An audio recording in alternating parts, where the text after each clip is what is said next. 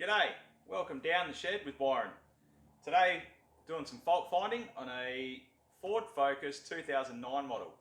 Now it's got a misfire basically under load. And yeah, I'll show you how I go about seeing what it is. Tools I'll be using: multimeter and a compression tester, just a ratchet, 8mm socket, spark plug socket, notepad, and some feeler gauges. Start by removing the engine cover, which just pops off. With that cover off, these are your coil packs. Cylinder 1, 2, 3, 4. Disconnect each plug.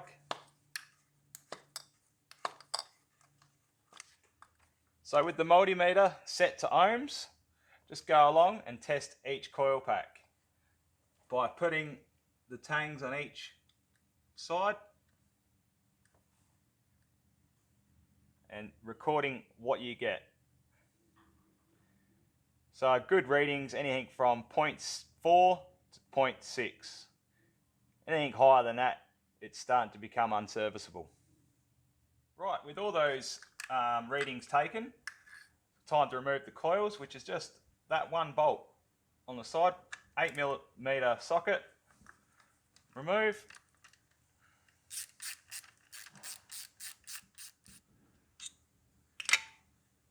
Pulls out.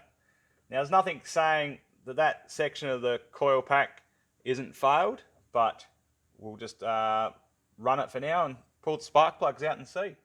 With all the coil packs removed, put your spark plug socket on, which is 5/8. Remove all spark plugs. As you remove each spark plug, just inspect the condition of what it looks like, and then measure with your feeler gauges or with a spark plug gauge. Now this one here is at 1.8. So from spec they're meant to be 1.3. So I think we've got a suspect drama there, which would be spark plugs. The next stage I'm going to do, because we've already got it all apart, is just do a quick compression test. All I'll be doing is winding the compression tester gauge down into the spark plug hole, turning it over about 5 to 6 times, taking a recording just to see the stage that the engine's at, what its health is like. So with the end of the compression tester, slide it down the hole, screw it into the spark plug socket until it bottoms out. With the gauge in place, we'll turn it over about 5 to 6 times and see what reading we get on each cylinder. Righto, turn it over. Righto, 175. So do that same procedure on the other 3 just to see the health of the engine.